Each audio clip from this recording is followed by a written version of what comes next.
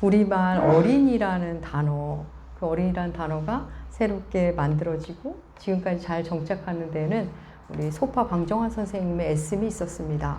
본디 어리다는 우리말은 나이가 적다라는 뜻보다 어리석다라는 의미로 훨씬 더 많이 쓰인 단어였습니다. 이런 훈민정음 서문 다 아시죠? 서문에 그러니까 우리 세종대왕께서 훈민정음을 만든 이유를 밝히시는데 이렇게 밝히시죠. 나란 말이 중국과 달라서 서로 문자로 소통하지 못하여 어린 백성이 의견을 내려 해도 제 뜻을 펴지 못하는구나. 그래서 훈민정음을 만들었다 이런 말씀하시는데 거기서 어린 백성이라는 표현이 나오죠. 여기서 어린 백성이 바로 어리석은 백성입니다. 어리석은 백성이 한자를 몰라서 문자를 읽지도 쓰지도 못해서 그 안타까워서 내가 훈민정음을 만든다 이렇게 말씀하시죠.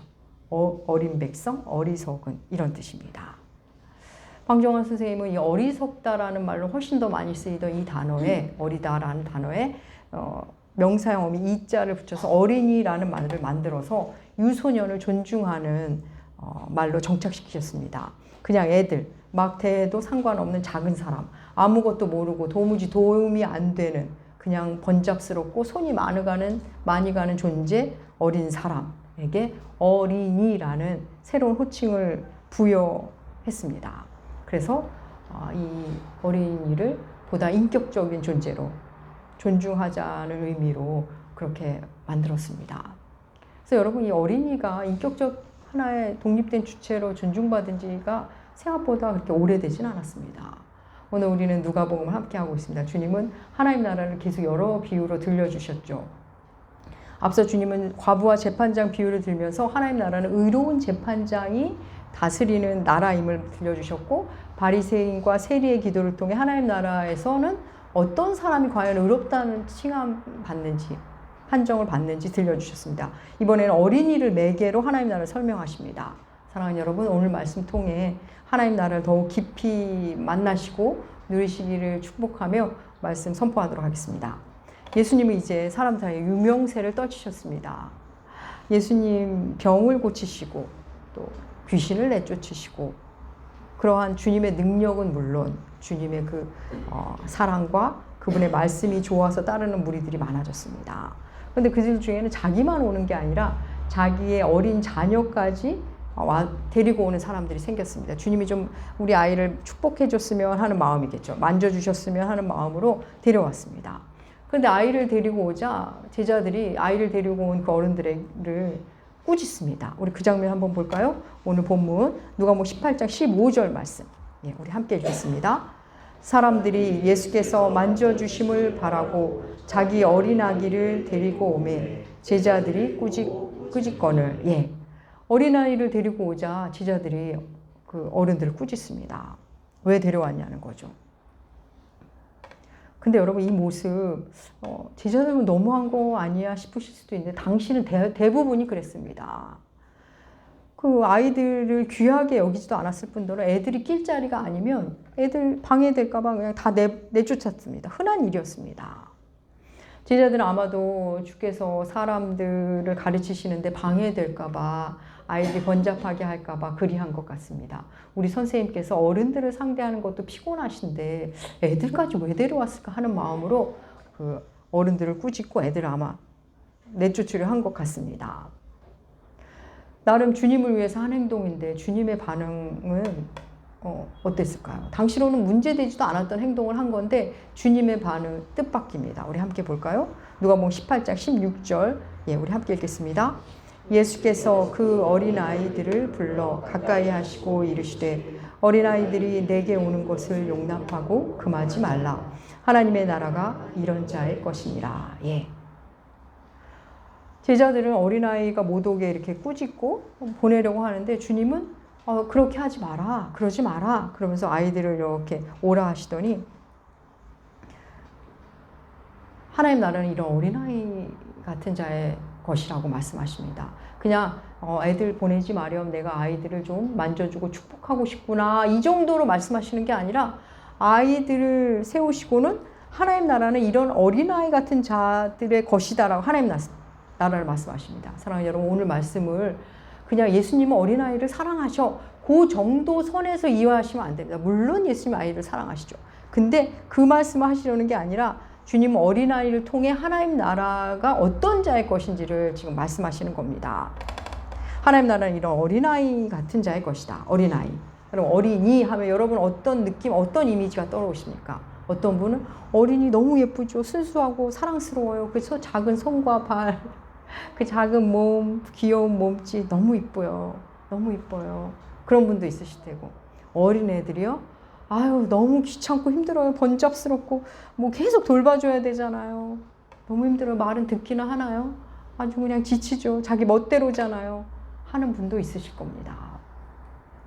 예, 모든 것이 그렇듯이 어린아이도 마냥 좋거나 마냥 힘들거나 하는 존재는 아닙니다. 어린아이 시기, 그 시기에 갖는 그들만의 독특한 특성, 그 아름답고 순수한 특성도 있고 또 그 시기에 갖는 매우 이기적이고 유치한 특성도 있습니다. 우리가 어린이를 좋아하든 힘들어하든 예수님께서 하나님 나라는 어린아이 같은 자의 것이라고 말씀하셨으니까 오늘 본문이 말하는 어린아이 같다는 것이 무슨 의미인지가 우리에게 중요해졌습니다. 이제 과연 주께서 말씀하시는 그 어린아이와 같다는 말이 무엇인지 그 의미를 조금 살펴보도록 하겠습니다. 우리 주님은 어린아이 특징 중에 가장 중요한 특징 한 가지를 말씀하시는데 바로 받아들임에 대한 말씀입니다. 받아들임. 오늘 본문 17절 읽어볼까요? 누가복음 18장 17절. 예, 함께 읽겠습니다. 내가 진실로 너희에게 이르노니 누구든지 하나님 나라를 어린아이와 같이 받아들이지 않는 자는 결단코 거기 들어가지 못하리라 하시니라. 예, 하나님 나라를 어린아이 같이 받아들이는 자. 받아들이지 못하면 하나님 나라를 결단코 들어가지 못한답니다. 오늘 가장 중요한 건 받아들임, 어린아이처럼 받아들임입니다. 오늘은 가은이에 대해서 얘기를 많이 하게 될 것 같습니다. 저는 요즘 가은이를 보면서 참 많은 것을 느낍니다. 교회 안에서 이 사람이 안으면 이 사람 품에 있고 또 저 사람이 안으면 저 사람 품에 안겨 있고 자기에게 주어진 모든 환경을 그냥 다 받아들입니다. 엄마가 입에 뭘 물려주면 그냥 먹고 뭘 입혀주면 그냥 입고 아빠가 어디로 데리고 가면 그냥 갑니다. 유모차에 앉히면 유모차에 앉고 차에 태우면 차에 탑니다. 엄마 아빠가 하는 일을 그대로 다 받아들입니다. 주는 대로 먹고 입히는 대로 입습니다. 물론 조금씩 의사 표현을 또 하고 감정 표현도 하겠죠. 그런데 그 모든 것은 그 큰 줄기는 엄마 아빠가 제공한 것들 안에서입니다. 2살이 되고 3살이 되고 5살이 되면 이제 뭐 자기가 저항도 하고 뭐 하겠지만 그 모든 것은 어쨌든 엄마 아빠가 마련한 제공한 것들 그 큰 줄기 안에서 그걸 받아들인 상태에서 저항하고 표현하는 겁니다. 주님의 오늘 이 말씀 어린아이와 같이 받아들이지 않는 자는 하나님 나라에 들어갈 수 없다. 하나님 나라를 잘 받아들이라는 말씀이죠. 여기서 어린아이와 같이 받아들이는 것. 뭘 받아들이는 걸까요? 하나님 나라죠. 하나님 아버지가 하신 일을 그대로 받아들이는 겁니다. 먼저 하나님 나라는 우리가 뭘 해서 들어가는 나라가 아니라는 겁니다. 하나님이 예수를 통해 하신 일을 받아들이는 것. 그게 바로 우리의 신앙이 됩니다. 하나님께서 예수를 통해 하신 일을 그대로 받아들이면 받아들이는 크기가 우리 신앙의 크기가 됩니다. 하나님 나라는 다시 말씀드립니다. 내가 헌신해서 내가 충성해서 들어가는 나라가 아닙니다. 하나님 하신 일을 받아들이는 자가 드러나는 나라입니다. 여러분 가은이 엄마 아빠가 가은이가 오기 전에 이것저것 막 준비하고 가은이 맞을 준비를 했습니다. 엄마 아빠가 가은이 왜 마련 아니고 지금도 뭐 마련하고 있겠죠. 이것저것. 그거 가은이가 뭘 애써서 그거를 누리는 걸까요? 아닙니다. 그냥 받아들이면 됩니다. 가은이는 엄마 아빠가 준비한 거 그냥 받아들이면 됩니다. 놀랍게 어린아이는 이 엄마 아빠를 받아들이는 것, 엄마 아빠에 대한 전적인 신뢰가 있습니다. 생내적 신뢰. 하나님 그걸 우리에게 심어 놓으신 것 같아요. 그래서 엄마 아빠가 하는 건 그냥 다 받아들이는, 전적으로 받아들이는 놀라운 신뢰가 장착되어 있습니다. 사랑하는 여러분, 하나님은 우리를 창조하셨습니다. 우리는 선악을 알게 하는 나무의 실과를 먹음으로 하나님 앞에 죄인이 되었습니다. 그러면서 우리에게 죄가 들어왔습니다. 이 죄의 문제, 죽음의 문제를 해결할 도리가 없습니다. 예수 외에는. 예수님 우리를 죄에서 구원하기 위해, 죽음의 문제를 해결하기 위해 십자가를 지셨습니다. 우리가 그 영적 사실을 받아들이면 이 땅에서 하나님 나라를 살고 죽어서는 천국에 갑니다. 여기까지. 그럼 이 내용을 여러분 얼마나 받아들이셨습니까? 이 복음의 내용을 얼마나 받아들이셨습니까? 신앙을 진지하게 생각하지 않는 사람들은 저는 다 믿어요. 저 다 믿어줘요. 아마 이렇게 쉽게 대답할 겁니다. 그런데 우리가 정말 믿는 거 맞을까요? 머리로는 아는 것 같은데 정작 삶의 현장에 들어가면 전혀 믿지 못한 채 대부분의 신자들이 하나님 나라와 무관하게, 예수와 무관하게 자기 스타일로 그냥 이 땅에 물든, 이 땅의 문화에 물든 어른으로 그냥 살아갑니다. 하나님 나라를 어린아이 같이 받아들인다. 여기서 받아들인다는 말을 공동 번역은 맞아들인다로 번역합니다. 맞아들인다. 하나님 나라를 받아들인다는 것은 바로 예수를, 복음이신 예수를 맞이하는 걸 말합니다. 예수를 맞이한다는 것은 그냥 예수 믿고 교회 다니는 거, 그런 얘기가 아닙니다. 예수님을 내 존재의 주인으로, 내 삶의 주인으로, 내 시간의 주인으로, 내 물질의 주인으로 맞이하는 걸 말합니다. 가은이가 엄마 아빠가 하는 걸 모든 걸 받아들인다는 것은 엄마 아빠를 내 엄마 아빠로 맞이한다는 겁니다. 예수를 맞이한다. 내 마음의 자리를 예수께 드리고 말씀이 이끄는 대로 사는 걸 말합니다. 이미 어른의 마음을 갖게 된 사람, 그래서 이 세상의 삶에 익숙하고 자기가 주인으로 사는 사람들, 그들은 하나님마저도, 예수 그리스도마저도 삶의 여러 영역 중에 한 부분으로 생각하고 싶어 합니다. 그리고 그렇게 생각하고 삽니다. 여러 개 중에 그냥 예수님은 그냥 한 부분. 신앙은 그런 게 아니죠. 여러분, 가은이에게는 엄마 아빠가 세상의 전부입니다. 엄마 아빠가 이해 안 되고 무슨 말인지 몰라도, 그리고 뭐 엄마 아빠가 다 자기가 원하는 거 안 해줘도 엄마 아빠가 안 보이면 온통 불안에 휩싸이고 도무지 살아갈 의욕이 없어집니다.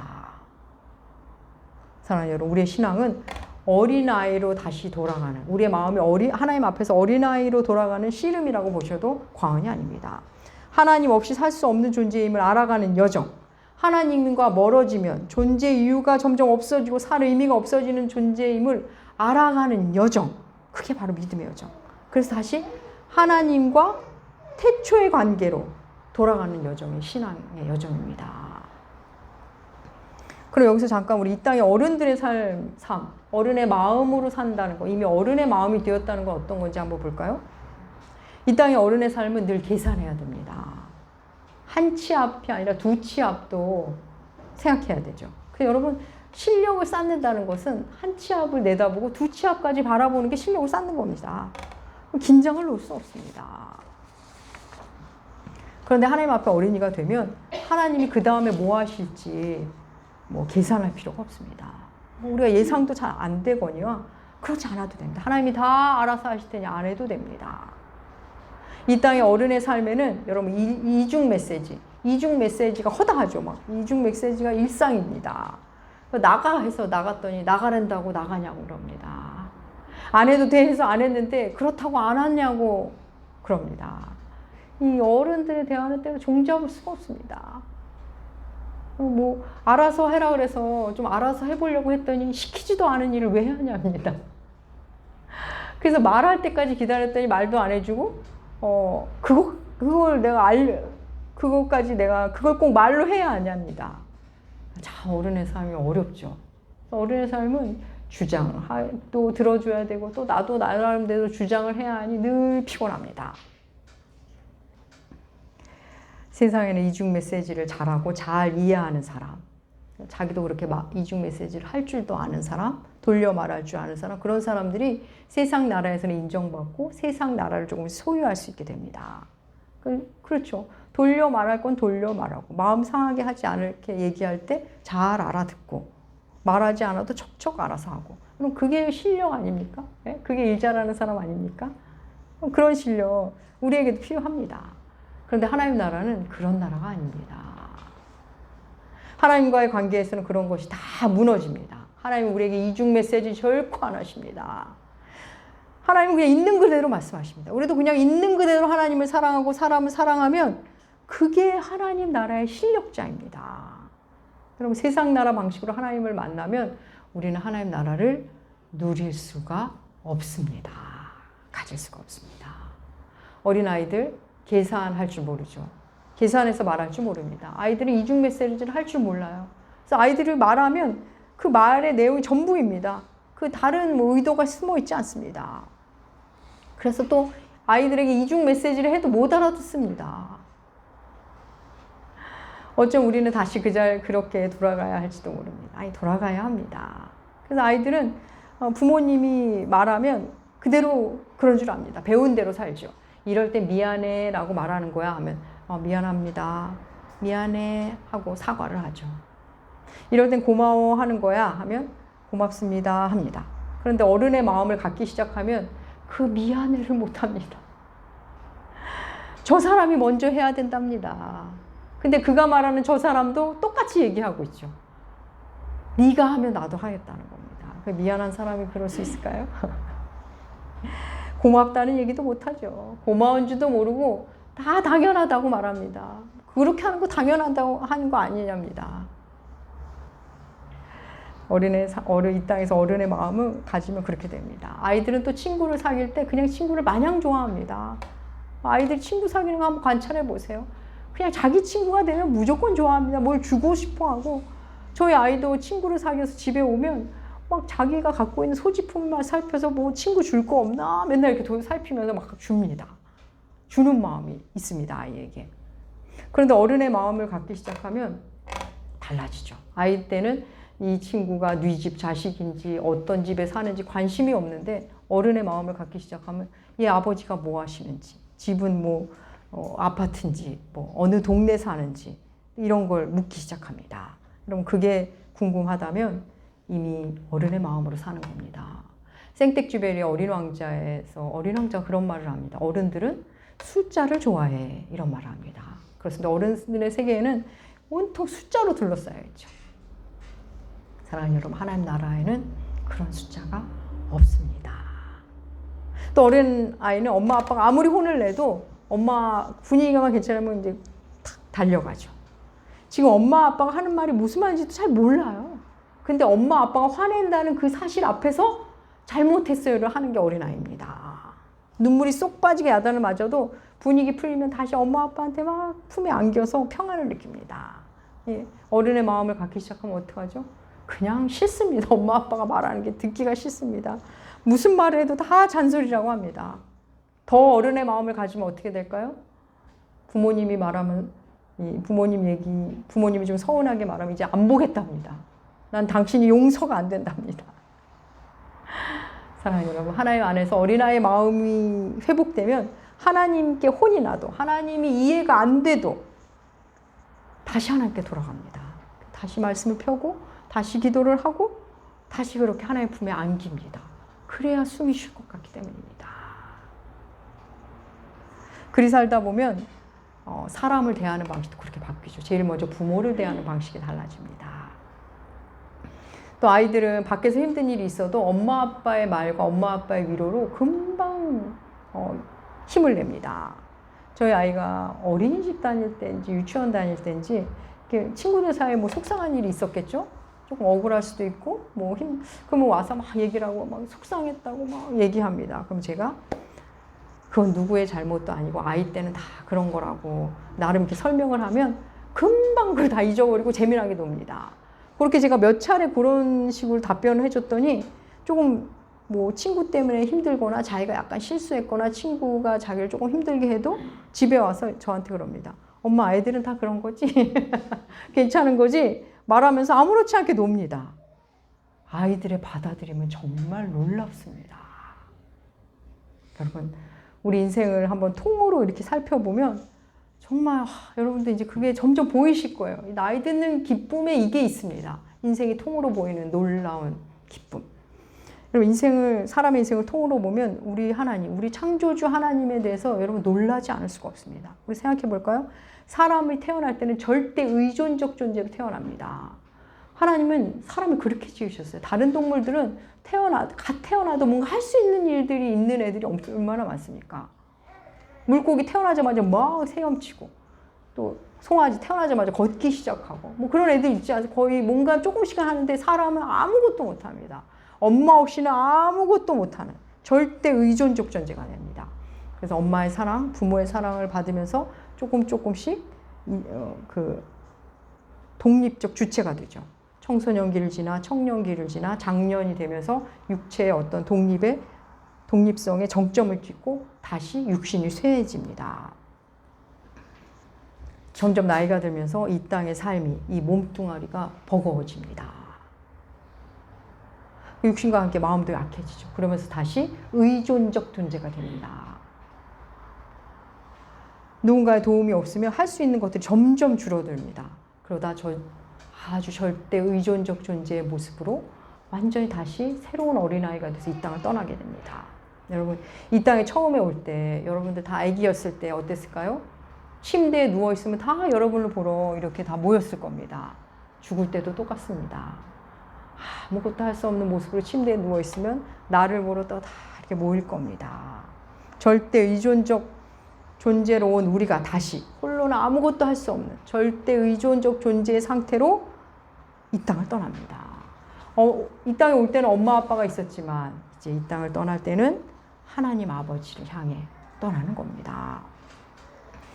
사랑하는 여러분, 그리스도인의 신앙 여정, 처음에는 예배만 드리다가 그냥 뭐 마지못해 다 억지로 그냥 막 겨우겨우 가다가 예배를 사랑하고 좋아하게 되고, 그래서 점점 준비된 예배를 드리고, 그다음 예배를 잘 드리다 보면 헌신이 하고 싶고 충성 봉사가 하고 싶고, 그러면서 조금씩 그런 일을 하기 시작하고 전도도 하고, 그러면서 신앙 인격이 성장합니다.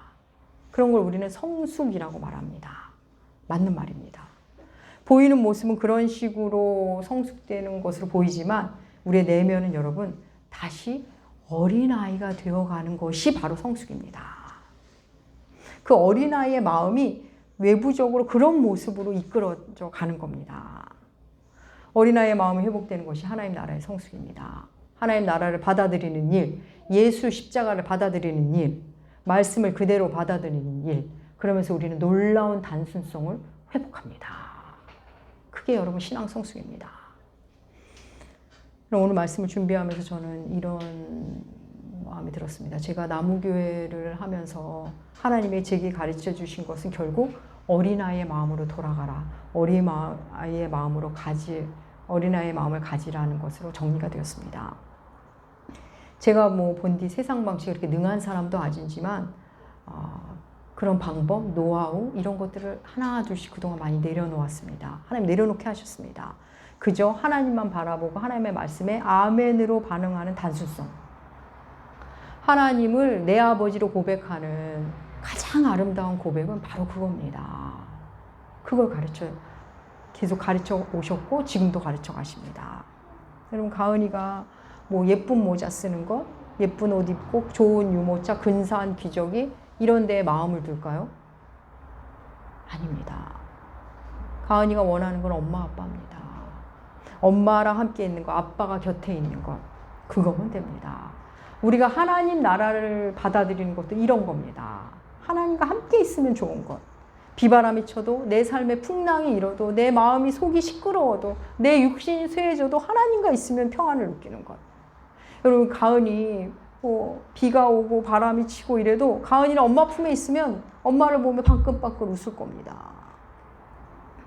풍랑이 일어서 아빠가 돛을 정리하고 열심히 뭐 노를 젓고 해도 그러는 아빠를 보면서 듬직해하고 좋아하라 할 겁니다. 지금의 곤란한 어려움 그런 거 상관없습니다. 가은이는 그냥 엄마 아빠만 있으면 됩니다. 하나님이 바로 우리에게 그런 어린아이의 마음을 이야기하시는 중입니다. 그걸 갖게 하십니다. 그게 바로 믿음이라고 가르쳐 주십니다. 여러분, 하나님 나라는 어린아이와 같은 마음을 가진 자의 것입니다. 하나님이 우리에게 아무것도 염려하지 말아라. 그러면 네, 아멘, 알겠습니다. 염려하지 않을게요. 그럼 이제 기도와 간구하렴. 예, 기도할게요. 하나님은 당신을 사랑하십니다. 아멘, 맞아요. 그렇죠. 하나님이 저 사랑하는 거 맞죠? 아멘, 받아들이고. 하나님이 또 용서하렴 하면 네, 하나님 제가 용서할게요. 용서하는 자리로 가볼게요. 범사에 감사합시다. 메시지가 전달되면 아, 내가 지금 상태에 또 감사할 뭐가 있나 보다 하고 또 감사를 찾아보는 겁니다. 불평하지 마라. 하나님이 불평 그만하렴. 얘기하시면 예, 안 할게요. 예, 아멘. 그렇군요. 예, 그러겠습니다. 그럴게요. 여러분, 그게 어린아이와 같은 마음입니다. 사랑하는 나무교 교회 여러분, 하나님이 하라 하시면 하고 하지 말라 하시니 안 하고 그렇게 살다 보면 내 마음이 어느새 하나님의 나라로 예수로 이렇게 꽉 차게 됩니다. 내가 하나님 나라를 소유한 자가 됩니다.